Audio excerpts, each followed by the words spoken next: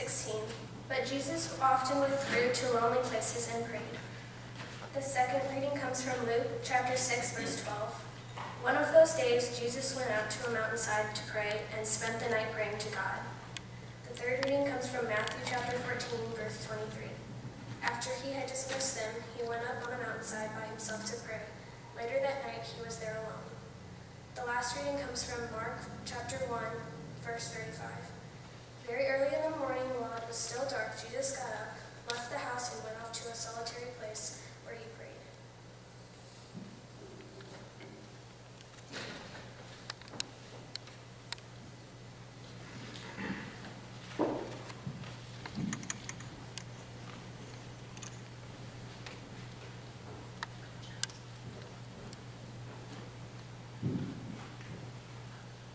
Thank you, Robin, for reading.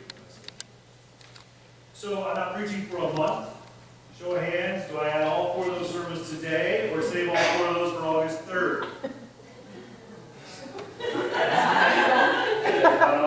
I'm going to be gone on the 3rd.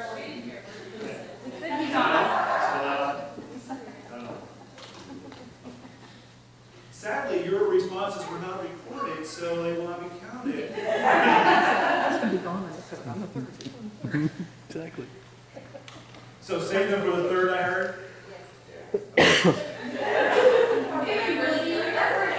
The band will have that day off. It's one long monologue. Really sick on the 3rd? Oh yeah, we're all off right now.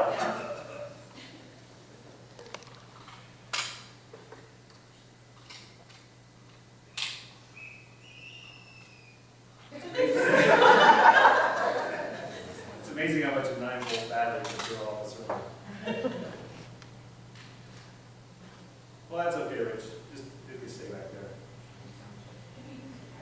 All right, dance move. That's a fun way to interpret a relationship. Have you seen that move where you hold your partner's hands like this and you spin around in a circle? Yeah? You've done that before? What's the most exciting part about that dance move? Who lets go first? Right? That's the fun part. Who lets go of that dance move first because the other person's doing what? Flying through the air. It's not quite a do-si-do. It's a little more like fling your partner around. Thanks, Rich.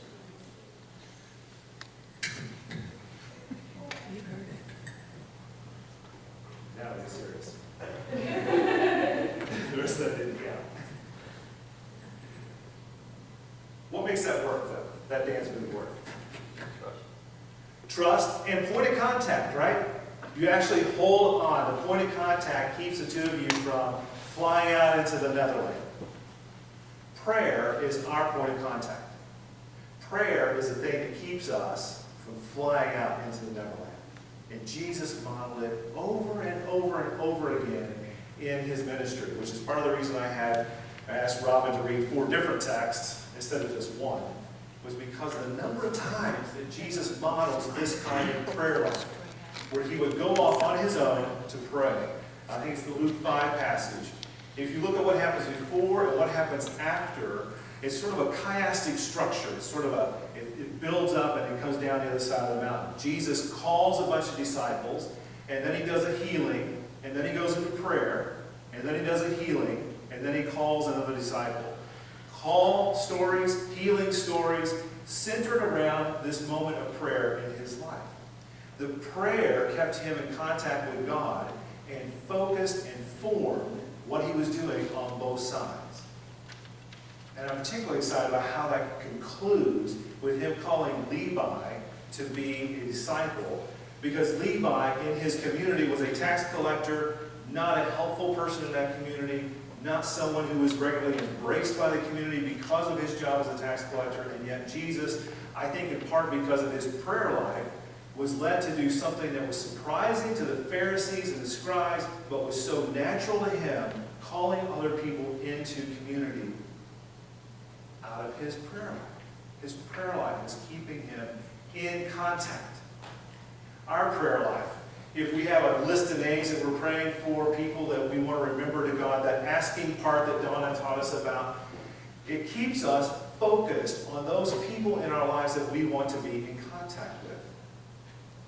The broader, the more diverse that list is, the more we're able to focus on those people in our lives. Prayer is profound, simply profound. There's another story in Matthew that Robin read a section of.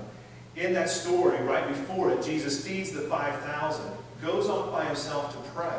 And when he comes out of prayer, the first thing he does is he meets the dire needs of his disciples who are out on a boat in the middle of the storm. And he walks across the water to them to take care of them. Focused prayer helps us to be mindful of the needs of those people right in front of us. I mean, that's its most basic purpose, right? It keeps us focused. You are what you eat. We've all seen this kind of talk, this kind of teaching in our lives. If you exercise, you're more fit. If you study, you learn. It's not rocket science, but it will actually apply that to our prayer life. It keeps us focused to those people in front of us. In part because the needs of those in front of us are not always presented to us in our time, but in their time. The more focused I am in my prayer life, the easier it is for me to see the need that's standing right in front of me.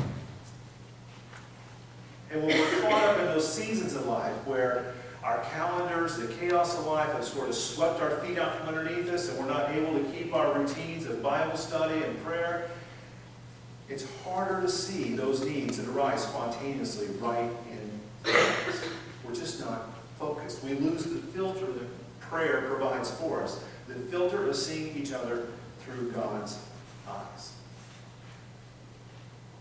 Prayer is amazing. It does lots of wonderful things for us. Prayer also, in addition to focusing our thoughts just on a daily fashion to those that we should be caring about, it helps us to hear God's voice. If we provide, as Donna said, within our prayer life, this sense of silence when we listen to God, that's when we're most likely to hear the voice that we're craving to hear all the time. That desire that leads us into worship to gather around this table, to celebrate the good news with our brothers and sisters, is to hear that voice that will console us, inspire us, teach us, hold us accountable, lead us. That voice that is so powerful in our life. That voice is the one that breathed the breath of life into us to begin with. How do we hear that unless we listen? Which is part of our prayer life. Prayer also restores our soul. Most of us have lived long enough to know that life in this world tends to rough up our soul. Either because life is running us over, or it's running over someone that we care about. The stress, the anxiety, the worry roughs up our soul. In addition to listening for God's voice, times in prayer when we are speaking less are also times when we can let ourselves be embraced by the one that loves us forever. It allows ourselves to be tended to. As much as prayer is about tending to our relationship with God, it's also an opportunity for us to let God tend to us, to nurture us, to restore us, to take care of us, to send that Spirit like a cool breeze on a hot day, to just lift your soul when the rest of the world is driving it down. Prayer is amazing. The other thing that I wanted to name in this kind of model of what Robin read to us, the before and the after of the text she read, goes back to that image we started with of two people spinning around in a circle. It's all that amazing activity that happens on either side of the prayer line. Activity, ministry that we've experienced here as a church. Folks from Marine back in the late 1800s came to Edwardsville to start a church because they had a prayerful relationship with God that drove them to share the good news with another community. When this congregation moved from Kansas Street to here, when this congregation added a second worship service, when this congregation celebrated its 125th anniversary and threw tons of pictures on the screen of great ministry moments in the life of this church, those happen out of a prayerful relationship with God and each other. They don't happen because we just walk in the door. They happen because we walked in the door with a desire, with a relationship, with an intent to serve God and to serve our neighbor. It's amazing. Makes it kind of hard to go off a sabbatical because of all the amazing things that you're going to be doing and you have been doing this year. We have a discernment team that's working right now. As David read to us, if our discernment is run by the tyranny of I, it succeeds very little. But if our discernment, if our filling out of that survey or the participation of the discernment team happens within a prayerful life, then we find ourselves empowered by a God who does miracles inside of messes, who will take our efforts and multiply them, who will take a community and make it greater than it is if you just add its parts. It's an amazing opportunity, prayer, to stay connected and to be sent out in ways to serve and share and love that will make a difference for a lifetime. Amen.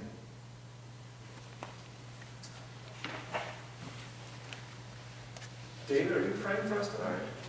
That is awesome. David's going to pray. He's going to help us start with the prayer. He's going to help us close with the Lord's Prayer. And then Mike, Mr. Meek will have our